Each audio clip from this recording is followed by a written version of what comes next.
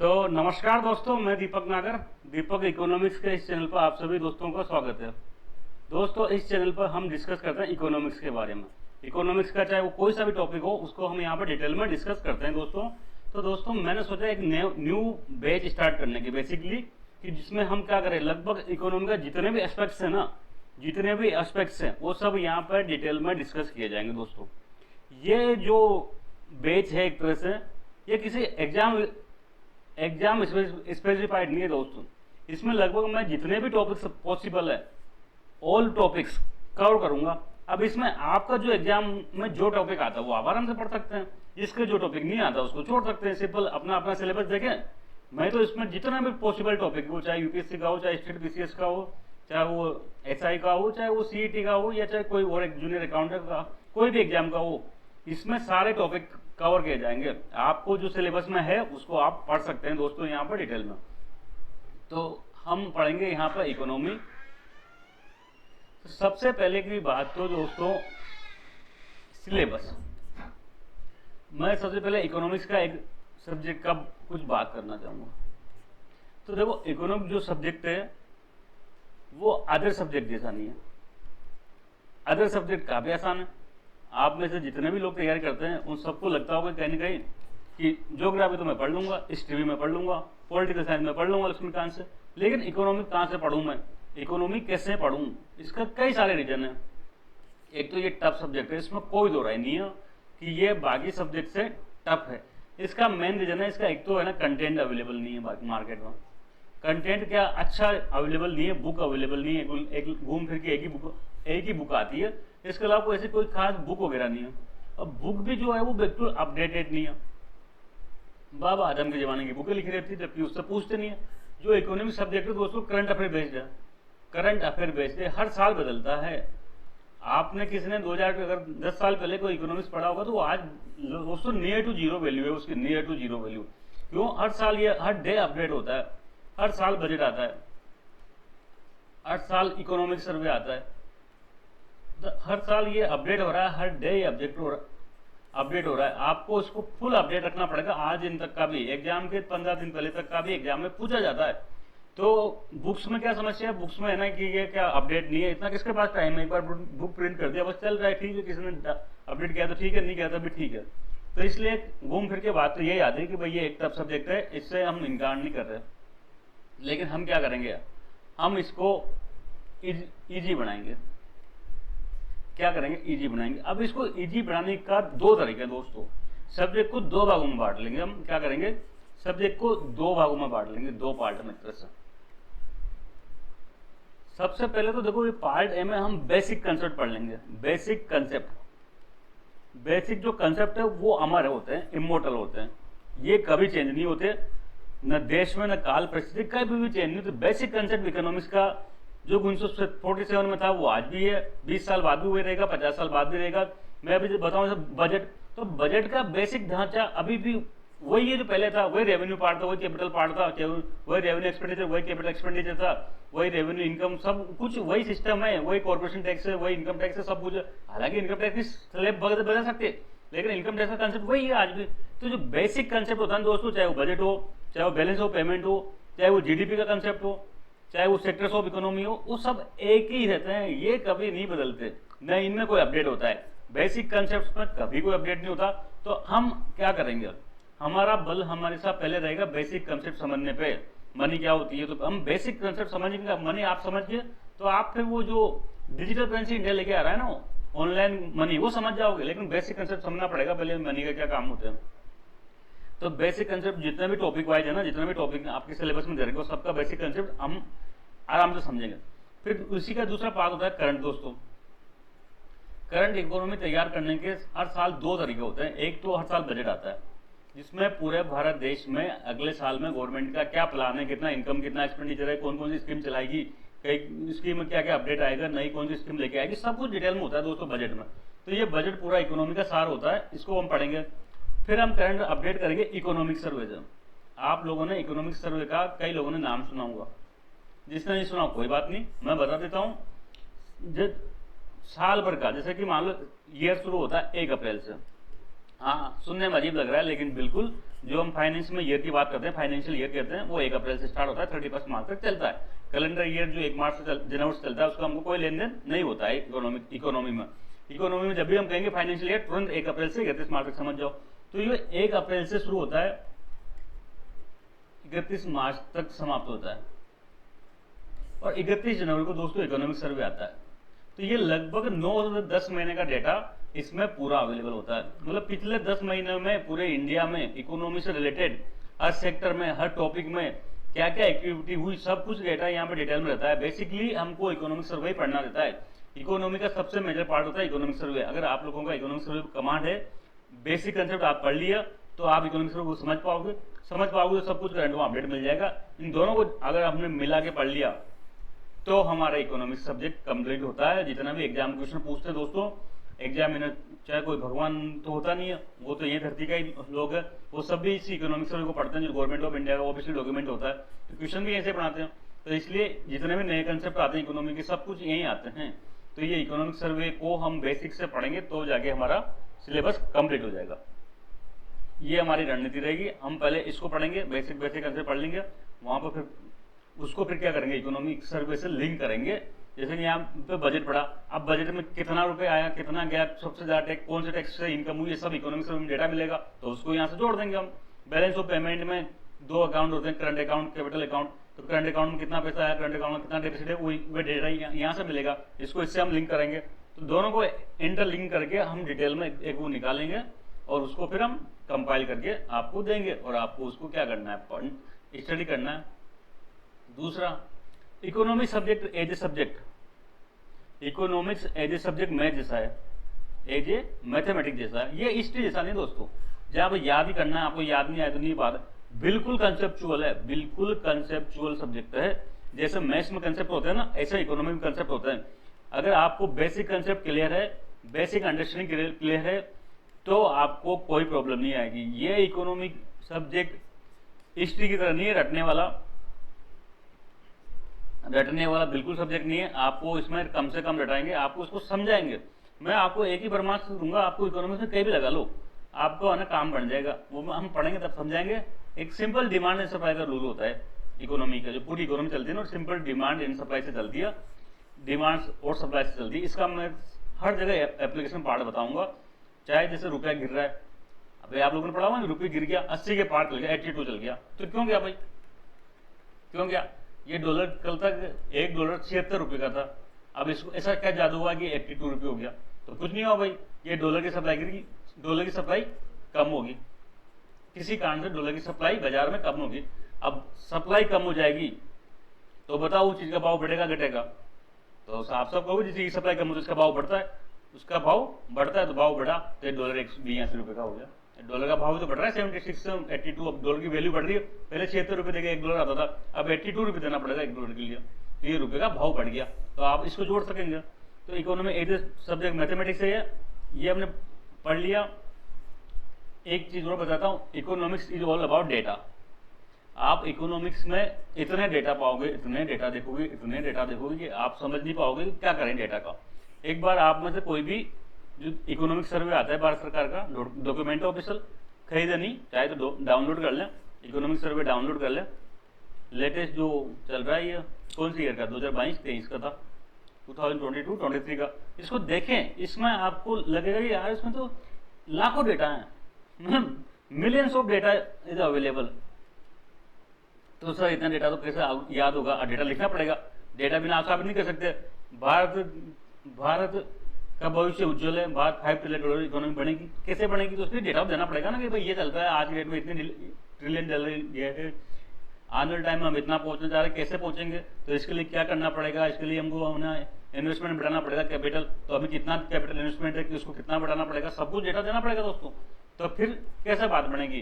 तो डेटा बिना आप उसको, आपके आर्गुमेंट को साबित नहीं कर सकते आप, सीधी सी बात है। तो इसमें पर मैं बता दूं, आपको इतने डेटा पढ़ने की कोई जरूरत नहीं है। लगभग 50 डेटा के आसपास मैं दूंगा आपको, जो आपको ओरली याद रखने पड़ेंगे। मैं कह दूंगा भाई, कोई भी डेटा जब मैं पढ़ाऊंगा कह दूंगा भाई इसको तो क्या करो, रट लो। तो वो डेटा फिर आपको जबानी याद होना चाहिए भाई, ऐसा नहीं फिर रामबाजी की तरह। जैसे फिजिकल डेफिसिट का टारगेट है 5.9%, तो ये याद होना चाहिए ओरली, बिल्कुल कभी भी नींद में उठो के उठाओ, तब आपको तुरंत बोलना है कि भारत का जो फिस्कल डेफिसिट 5.9% ऑफ जीडीपी है। अभी 2022-23 में इंडिया की जीडीपी ग्रोथ रेट 7.2% रही है। तो ये आपको ओरली याद होना चाहिए, नींद में ही पूछो तो। अगर ये याद नहीं है तो फिर आपको कोई एग्जाम में कोई मतलब नहीं है।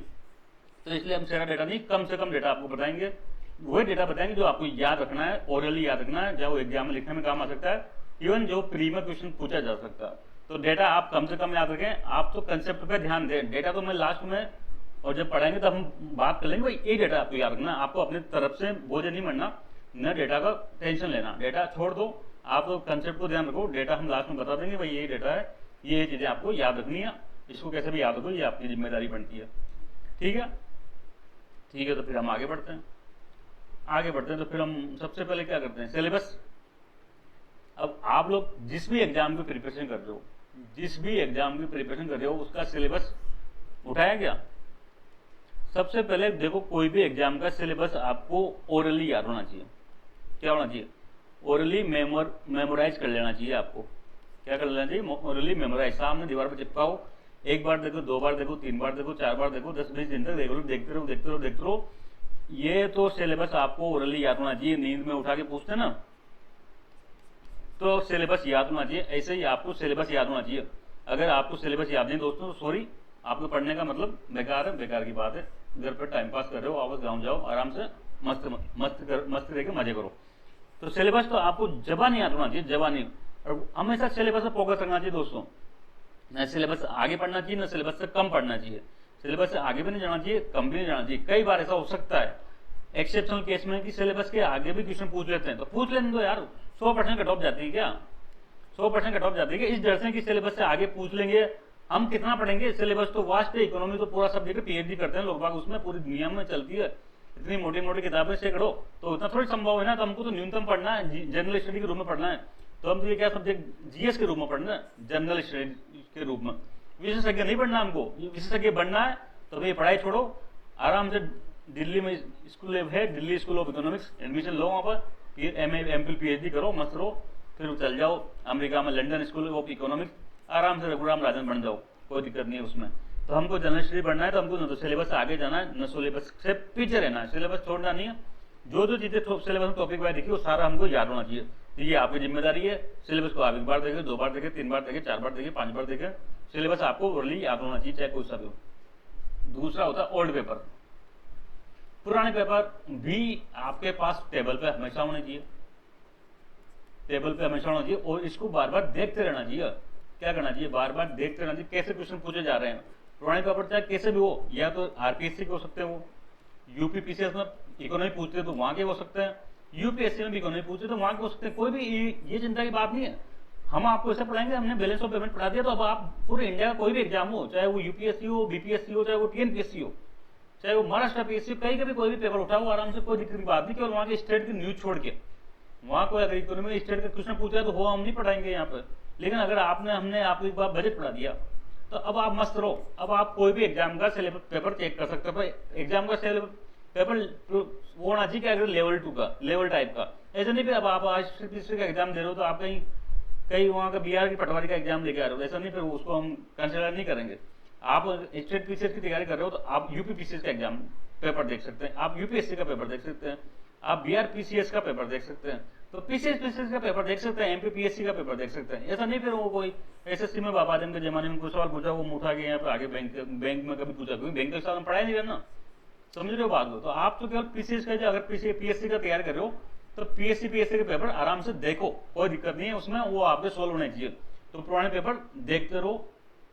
दूसरा, कई बच्चे कहते हैं सबसे पहले देखो, तो कोई भी अगर आप तैयारी करना शुरू कर रहे हो, अगर आज नए हो, तो सबसे पहले एडवर्टाइजमेंट देखो।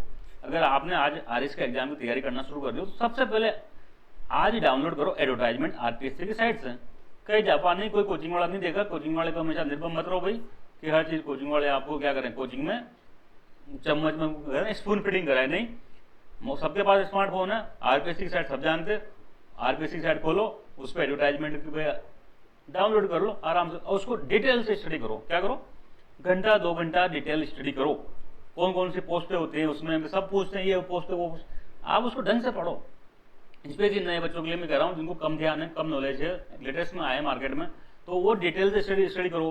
क्या एज लिमिट होती है, बार बार इधर उधर पूछने की कोई बात नहीं, सब उसमें साफ लिख रहा है। क्या उसमें है ना एज लिमिट होती है, क्या एग्जाम पैटर्न होगा, प्री कैसे होता है, प्री में क्या होगा, कितने क्वेश्चन आएंगे, कितने नंबर के आएंगे, मेंस में क्या होगा, कितने पेपर होते हैं मेंस में, इंटरव्यू कितने नंबर का होता है, सारी राम कहानी इसमें लिखी रहती है दोस्तों, सब कुछ। तो इसको एक बार ढंग से पढ़ें। एज लिमिट जो जो आपकी अपनी क्वेरी है ना वो इससे सेटिस्फाई कर लें।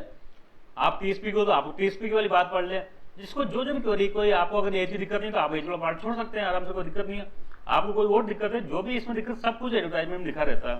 तो एडवर्टाइजमेंट खुद से सेल्फ, कोई कोचिंग नहीं बताएगा, कोई मास्टर नहीं बताएगा, बताना भी नहीं चाहिए। हर चीज और ही दे तो ये तो फिर बेकार की बात है, फिर उससे आप पढ़ाई नहीं कर रहे। ठीक है बात यहाँ तक। तो उसको ढंग से पढ़ो दोस्तों, डाउनलोड करो, ढंग से पढ़ो और ओल्ड पेपर देखो, सिलेबस याद करो। ये 3-4 चीजें पहले से शुरू से काम करो। एक सबसे बड़ा जो पीसीएस ऑफिसर बनने में ये आपको आ रही सारी सबसे मेन चीज होता है, नॉलेज से भी ज्यादा चीज होता है वो राइटिंग प्रैक्टिस। आप में से कई लोग बहादुर होंगे पुराने जमाने के, जिन्होंने कभी प्री दिया, मेंस दिया, लेकिन नहीं हुआ, प्री दे लिया, प्री हो गया, मेंस में नहीं हुआ।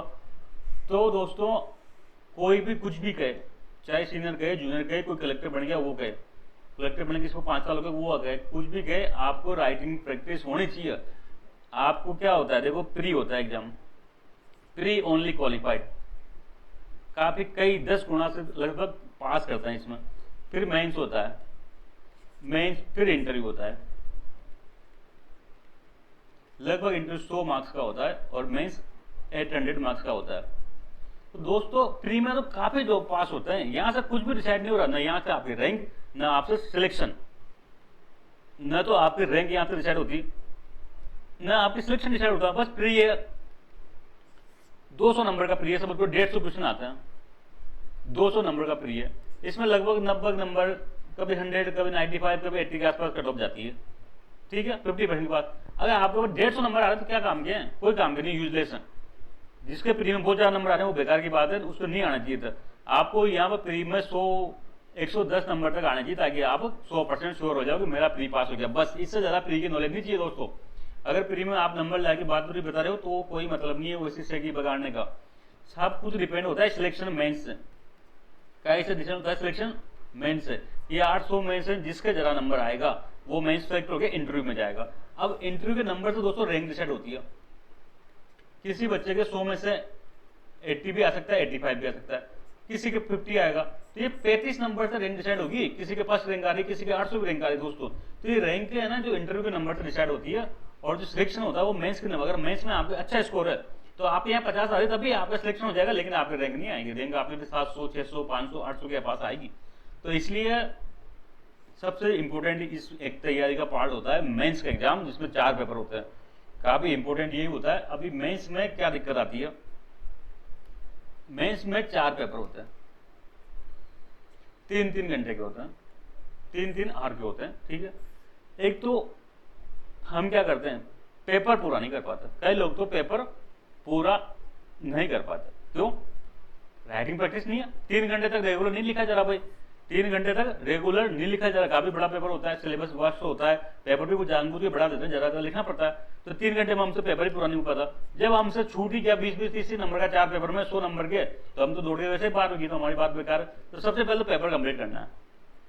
सही गलत की बात है, आप लिखा है कुछ 10 नंबर के सवाल में, तो 5 नंबर कोई दया करके दे देगा, ऐसा कोई क्वेश्चन नहीं आता कि भाई बिल्कुल ही याद नहीं हो।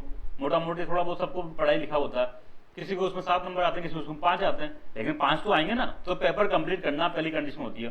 तो पेपर कंप्लीट कब होगा, जब आपकी राइटिंग प्रैक्टिस बहुत अच्छी होगी। आपने 20-50 टेस्ट मेंस के, कम से कम 50 मेंस के टेस्ट दे रखे हो 3-3 घंटे के, इतना अपने अगर लेखन शैली कर रखी है, तब आपको क्या होगा, आपका पेपर कंप्लीट होगा।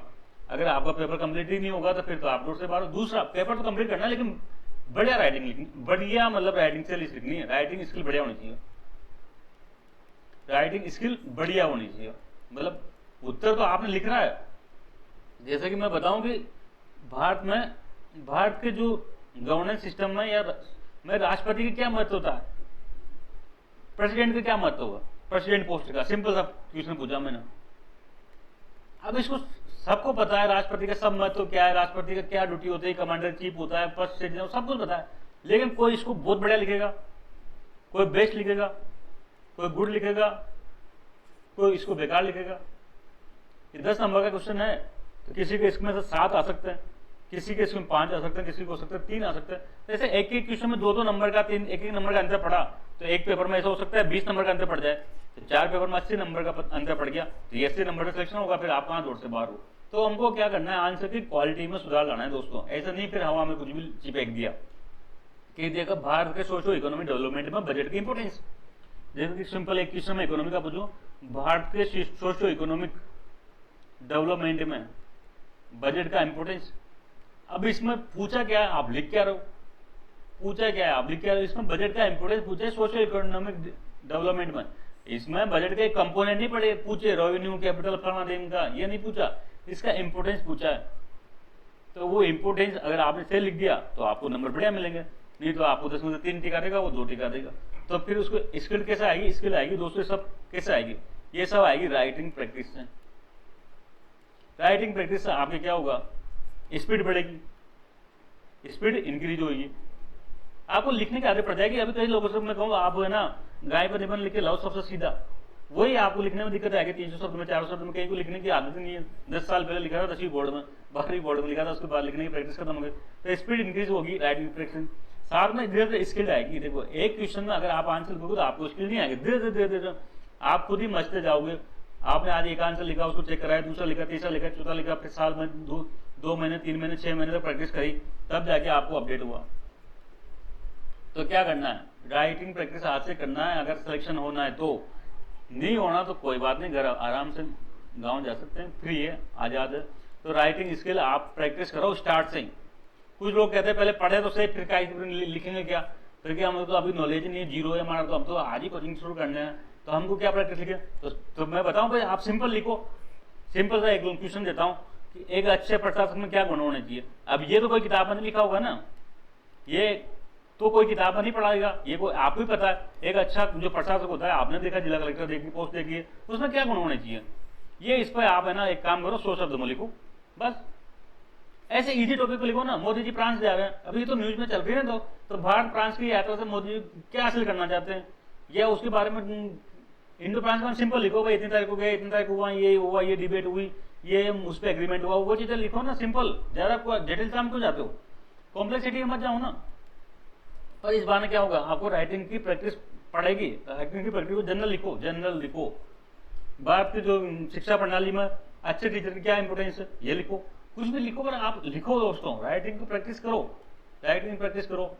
इन्वायरमेंटल डे है, इन्वायरमेंटल डे के ऊपर कुछ लिख लिया, ऐसे नदियों के बारे में कुछ लिख दिया, ऐसे धीरे धीरे लिखते रहो, तो आपका फिर सिलेबस बढ़ता रहेगा। सिलेबस को भी प्रैक्टिस करते रहो। अब आज जैसे आपको गुरुजी ने कुछ पढ़ाया, जैसे सपोज करो एंशिएंट इंडिया शुरू किया, एंशिएंट इंडिया किसने पढ़ाया, एंशिएंट इंडिया के जो सोर्स होते हैं वो इंस्क्रिप्शन है, लोगों को गिरनार इंस्क्रिप्शन पढ़ाया। अब गिरनार लिख लो 50 शब्द में ना, क्या दिक्कत है, 50 शब्द में लिखो इसको।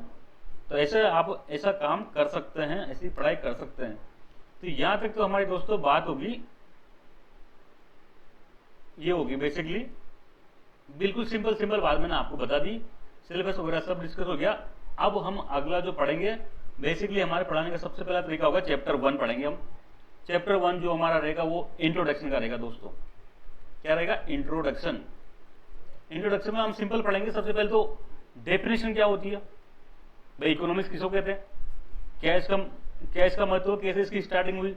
फिर हम 2 शब्द होता है, एक तो इकोनॉमिक्स होता है, एक इकोनॉमी होता है। 2 बच्चों के बहुत कंफ्यूजन होता है, सर इकोनॉमिक्स कहें क्या इकोनॉमी कहें। तो ये दोनों के बीच में जो डिफरेंस होता है ना, उसको देखेंगे। फिर एक है ना इकोनॉमी की जो सब्जेक्ट की ब्रांचेज होती है दोस्तों, हर सब्जेक्ट की 2 ब्रांचेज होती है, जैसे बायो की, बॉटनी, जूलॉजी। तो ऐसे इकोनॉमिक्स की 2 ब्रांचेज होती है, एक तो मैक्रो इकोनॉमी होती है, मैक्रो इकोनॉमिक्स, एक माइक्रो इकोनॉमिक्स होती है। इन दोनों के बीच में हम डिफरेंस को देखेंगे। रेगनर फ्रिश थे एक इकोनॉमिक्स, उन्होंने बेसिकली डिफरेंस दिया था। इसके बाद में हम है ना इकोनॉमिक्स में, जैसे कि इंडिया में जो इकोनॉमी है ना, वो बेसिकली जितना भी जो रोल है ना, सबसे मुख्य रोल होता है फाइनेंस मिनिस्ट्री का। आप पता है पैसे का मामला पूरा कौन देखता है, तो ये फाइनेंस मिनिस्ट्री भारत सरकार का, गवर्नमेंट ऑफ इंडिया के कई सारे डिपार्टमेंट होते हैं। Department of economic affairs, department of revenue, department of expenditure, ऐसे 5 डिपार्टमेंट है, उनके बारे में हम डिटेल में स्टडी करेंगे। फिर एक इसके फाइनेंस मिनिस्ट्री के अलावा एक और दोस्तों डिपार्टमेंट होता है, वो है MoSPI, ministry of statics and programme implementation. ये मोस्पी के बारे में हम डिटेल में पढ़ेंगे, क्योंकि बार बार में आएगा कि भाई जीडीपी का डेटा किसने जारी करता है, तो एनएसओ जारी करता है। महंगाई का डेटा कौन जारी करता है, एनएसओ करता है। तो इसके अंडर में एक ऑफिस होता है दोस्तों, एनएसओ, नेशनल स्टैटिस्टिकल ऑफिस।